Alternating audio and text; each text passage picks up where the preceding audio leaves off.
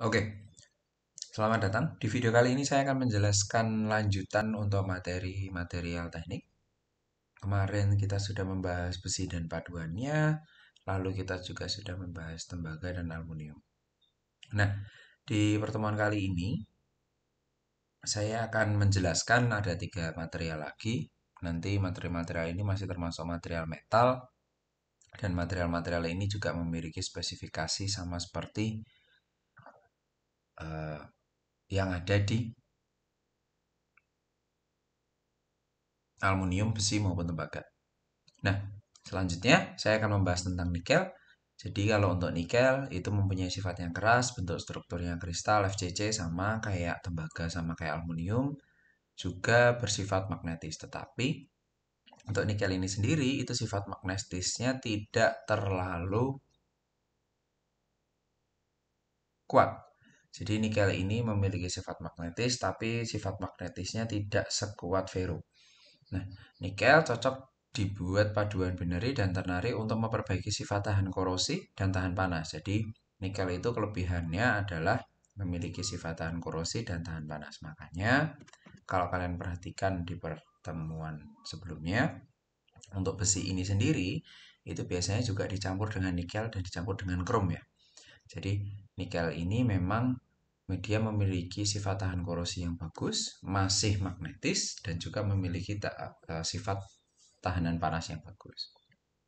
Nah, biji nikel itu kalau kemarin tembaga itu kan setelah di penambangan itu langsung jadi kayak biji tembaga gitu ya. Nanti melalui beberapa proses sampai nanti jadi tembaga native.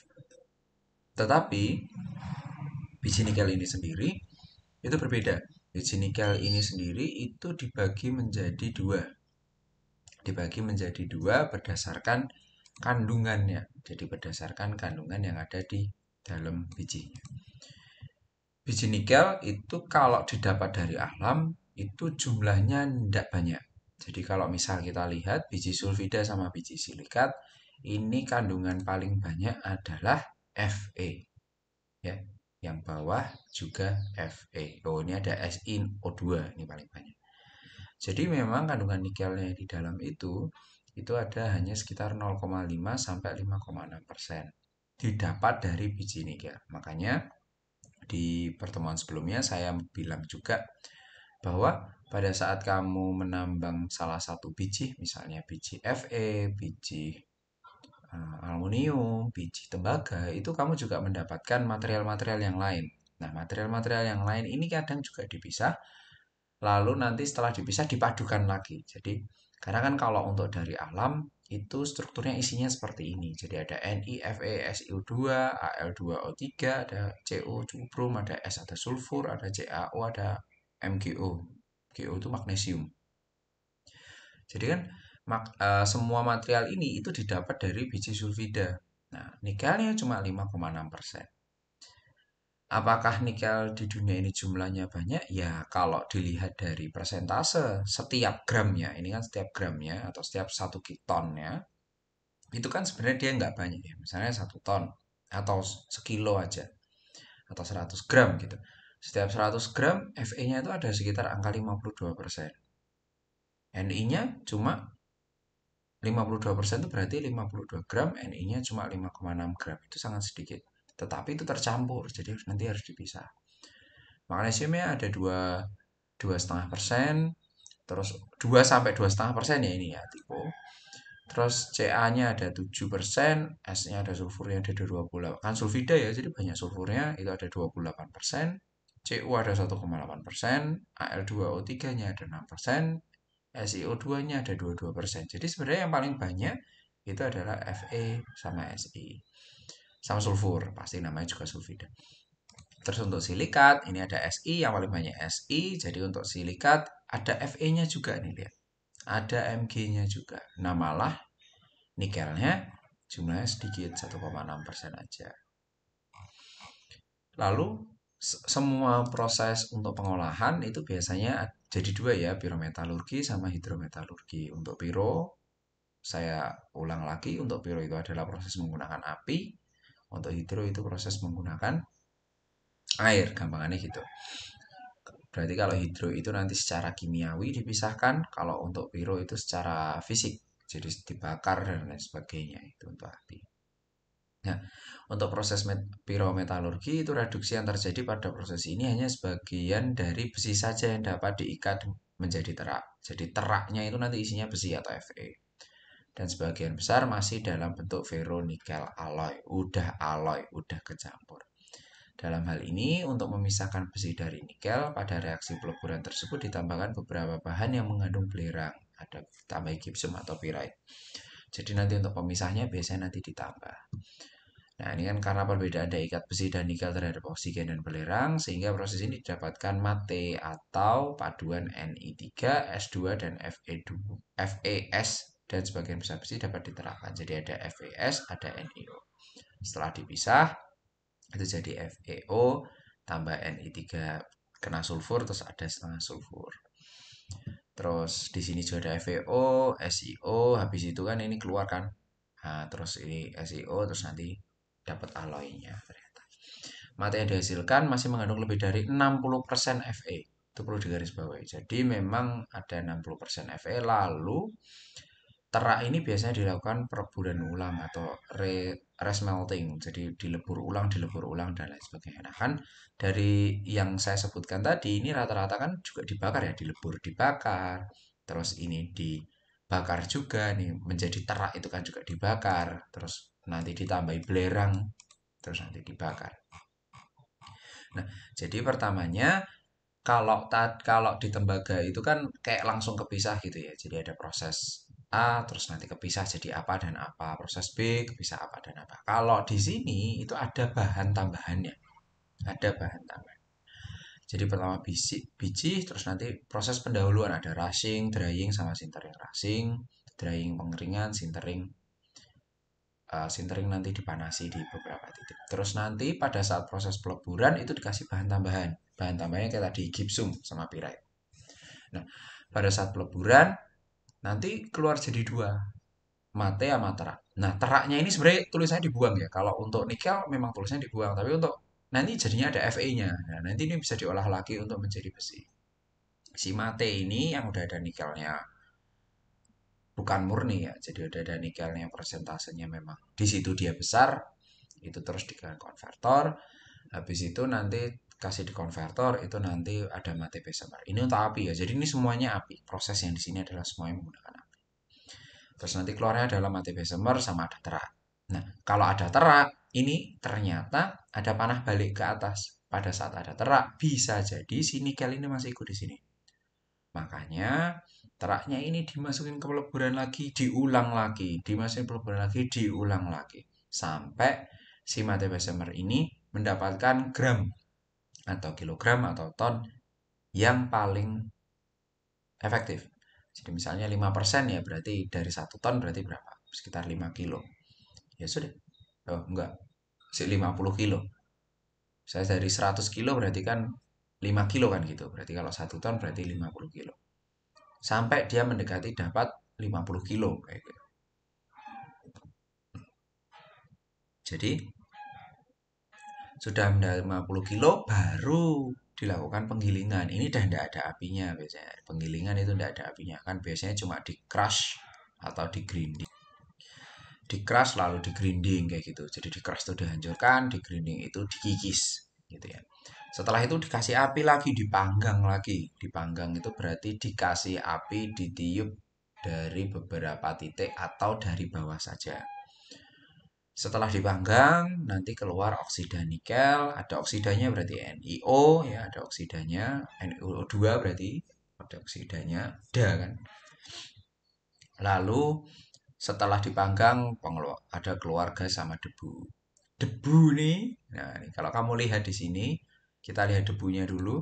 Dia nanti setelah gas sama debu dipisah kan gampang ya, debu ini nanti difilter menggunakan filter udara, nanti debunya dikumpulin, dipisahin lagi kan, dikumpulin terus dipisahin lagi, gasnya dibuang atau nanti diolah menggunakan untuk pembakaran selanjutnya. Nah, ini kan dipisah terus gasnya untuk stok untuk pembakaran selanjutnya. Nah, si debunya ini tadi dipanggang lagi biar si debunya ini nanti nggak ada nikel yang ketinggalan. sampai keluar oksida nikel. Habis oksida nikel direduksi, ditambahi arang, direduksi, nanti keluar antara terak dan nikel. Nah, ini sudah hampir murni. Nikel yang di sini murni, nilainya dari 1 ton adalah sedikit. Tadi misalnya 50 kilo. Itu sedikit banget untuk 1 ton. Nah, nikel ini itu kebutuhan di dunia ini juga nggak banyak, tetapi krusial. Di Indonesia itu kalau baterai litium, litium nikel, nah itu baterai litium untuk semua smartphone, baterai litium untuk peralatan-peralatan yang ada baterainya, mobil listrik dan lain sebagainya, baterai solid state, liquid state itu membutuhkan nikel. Nah, sini kali ini yang kemarin sempat rame diobrolkan di Indonesia bahwa Indonesia ini ngimpor nikel mentah. Nah, ngimpor nikel mentah tuh bisa jadi di mate Bessemer, bisa jadi di biji. Nah, proses panjang ini bisa jadi dilakukan di sini, tetapi Indonesia belum bisa menghasilkan sampai nikel yang ini. Gitu. Jadi nanti ruginya Indonesia itu nanti kalau beli cuma dapat yang ini, tapi nanti debu-debu ini bisa dikumpulkan sama pemrosesnya. Pemrosesnya saya kurang tahu di mana. Kayaknya masih biji atau sudah mati. Gitu. Indonesia cuma bisa sampai tahap crushing dan grinding kalau nggak salah. Jadi sampai misah nikelnya ini sendiri belum bisa, belum ada mesinnya. Nah ini bahan yang dipakai di baterai lithium atau baterai-baterai yang liquid state. Begitu. Nah, kalau untuk proses hidrometalurgi, ini nanti pada proses ini concentrate dari leaching dengan larutan amonia dicampur larutan amonia berarti air ya atau liquid di dalam autoclave. Autoclave itu adalah mesin bertekanan tinggi dan dipanaskan. Jadi ada mesin kayak oven, habis itu ovennya itu kedap, kedap udara, habis itu dikasih tekanan sangat tinggi. Nah, ini dikasih 7 atm. Kalau kalian bayangkan, itu satu ATM itu adalah eh, tekanan di tempat kita ya. Jadi tekanan seperti ini itu adalah satu ATM sebutannya, satu atmosfer. 7 ATM nanti tambah ke bawah, tambah ke laut. Misalnya kalau misal kamu berenang tambah dalam itu ada tekanan kan. Nanti ada tekanan air. Nah itu tekanannya meningkat. Misalnya 1,5 atau 1,25 ATM. Nah ini 7. Tekanannya saya tinggi, manusia tidak bakal tahan di angka 7 ATM. Tembaga dan nikel dan kobalt larut dalam larutan amonia. Reaksi yang terjadi ini terus oksidasi sulfidanya ini. Jadi ini dipisahkan biasanya dengan menggunakan lab atau dicampur dengan cairan-cairan. Lalu untuk sifat-sifat nikel itu adalah rapat massa relatifnya atau density-nya adalah 8,9 gram per cm kubik. Titik leburnya adalah di angka 1458, saya biasanya nyebutnya 1500. Kekuatan tariknya jika dia di annealing, annealing itu suatu proses manufaktur, itu kekuatan tariknya adalah 400 sampai 500 Newton per milimeter persegi atau 50 kilo per milimeter persegi. Kalau di roll, jadi bahan mentah terus di roll itu berarti ditekan. Jadi kalau di roll itu gampangannya kalau kamu lihat kayak orang mau bikin molen, kayak orang mau bikin roti, itu eh, ada tepung atau adonan atau dough yang memang dia bentuknya lingkaran atau kayak bola gitu. Nah, si dough ini itu dia akan ditekan, si dough ini akan ditekan dan si dough ini pada saat ditekan terus dia jadi panjang gitu. Nah, dia ditekan lalu dia jadi panjang. Nah, itu di roll. Roll itu persis kayak gitu. Nanti dia jadi panjang. Nah, kalau bedanya kalau untuk di metal itu yang di roll, maksudnya sorry, di rollnya nggak sekali, tetapi sampai di roll tipis banget terus nanti ditumpuk di roll lagi, ditumpuk di roll lagi, jadi sangat padat. Makanya kekuatan tariknya bisa sampai 8 kg per milimeter persegi. Sifat-sifatnya kuat, liat, tahan korosi, digunakan secara luas sebagai unsur paduan, ya untuk alloy, lalu digunakan untuk pelapisan logam, pasti digunakan sebagai unsur paduan untuk meningkatkan kekuatan dan sifat-sifat mekanik baja. Seperti itu. Lalu selanjutnya adalah magnesium. Magnesium tergolong logam ringan dan tahan terhadap karat berkat lapisan oksida magnesium. Jadi nanti Magnesium alloy dapat dituang pada cetakan pasir dan juga dapat dilas dan di mesin. Jadi karena dia logam ringan dan dia machinable sama weld ability-nya tinggi. Biji magnesium yang banyak kita kenal adalah magnesit, magnesium karbonat. Jadi nanti ada MgCO3, ada dolomit CaCO3, terus isinya juga ada MgCO3 lagi, ada karolit dan lain sebagainya. Semua Mg itu magnesium. Jadi perlu digarisbawahi adalah material ini di alam itu tidak ditemukan sendiri-sendiri. Jadi memang dia sudah menjadi satu, lalu kita harus memisahkan sesuai kebutuhannya. Proses pemurniannya magnesium dapat dilakukan menggunakan metode thermal atau elektrolitik. Beda sama yang lainnya tadi kan piro sama hidro. Kalau ini thermal sama elektrik. Proses ini didasarkan pada reduksi magnesium oksida dengan karbon, silikon atau unsur lain pada temperatur vakum yang tinggi. Jadi dipanasin, lalu di vakum. Vakum itu udara yang di dalam ya biar ada udara di dalam atau tidak ada udara sama sekali itu vakum. Dan tidak boleh ada aliran keluar masuk. Penyediaan unsur-unsur pengurang dan sumber-sumber bahan thermal proses ini jadi ada reduksi pendahuluan biji, ada reduksi penguapan dan pengembunan uap, terus peleburan kristal, ada kondensit kristal menjadi magnesium kasar. Jadi nanti bijinya itu dikurangi pertama kali, terus nanti diuap dan pengembunan uap. Jadi nanti uapnya dikeluarin, pengembunan berarti ada air yang di situ. Terus peleburan kristal, nah kristalnya ini nanti jadi kayak pasir kayak gitu ya. Ini magnesium kasar itu yang dimaksud kayak pasir. Jadi ini untuk pakai listrik, ini magnesiumnya di sini.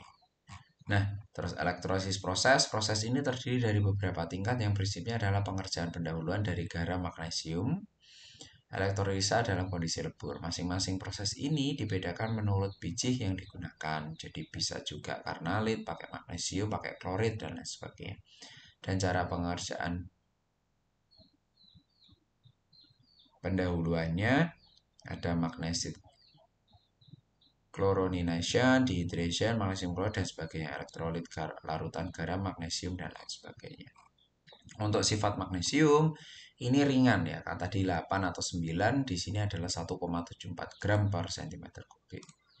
Untuk titik leburnya cuma 657, berarti sama rendahnya dengan aluminium. Lalu sifat-sifatnya adalah lunak dan kekuatan tariknya rendah, tetapi dia tahan korosi. Lalu magnesium umumnya dipadu dengan unsur lain untuk memperoleh bahan struktural, terutama digunakan pada roda pesawat terbang, panel pesawat terbang. Pengguna lain adalah untuk piroteknik dan eksplosif teknik. Jadi memang kalau kita lihat dari piroteknik, eksplosif teknik, dan flashlight, ini dia karena tahan suhu tinggi, makanya magnesium digunakan di situ. Tahan korosi juga. Kok tahan tuh suhu tinggi? Tahan korosi, nggak tahan suhu tinggi. Tetapi dia memiliki pantulan yang lumayan bagus. Lalu seng itu kayak seng yang dipakai untuk atap itu, seng atau zinc tergolong sangat rapuh tetapi pada temperatur 100 sampai 150 derajat Celcius mempunyai sifat mudah dirol dan ditarik menjadi kawat. Logam ini mempunyai struktur kristal HCP dan produksi 45% seng itu digunakan untuk galvanisasi atau pelapisan agar tahan terhadap karat. Jadi seng ini tahan terhadap karat. Misalnya baja ringan itu ya, baja ringan itu dia ngomongnya baja ringan. Ya memang benar dia baja yang ringan, tetapi nanti dia diproses galvanisasi menggunakan seng. Seng ini juga sangat cocok digunakan untuk paduan brass, bronze, dan sebagainya.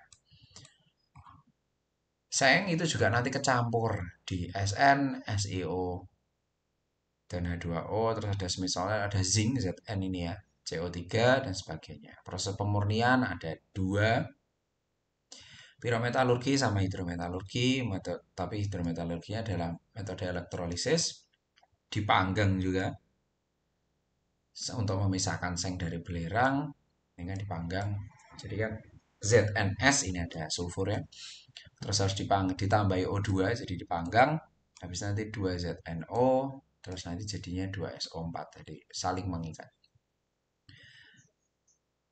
Terus leaching untuk mengubah seng oksida menjadi larutan seng sulfat. Dalam proses destilasi konsentrat ini suhunya sampai 1400. Jadi untuk destilasi, jadi kayak apa ya? Kayak air ya. Seperti itu.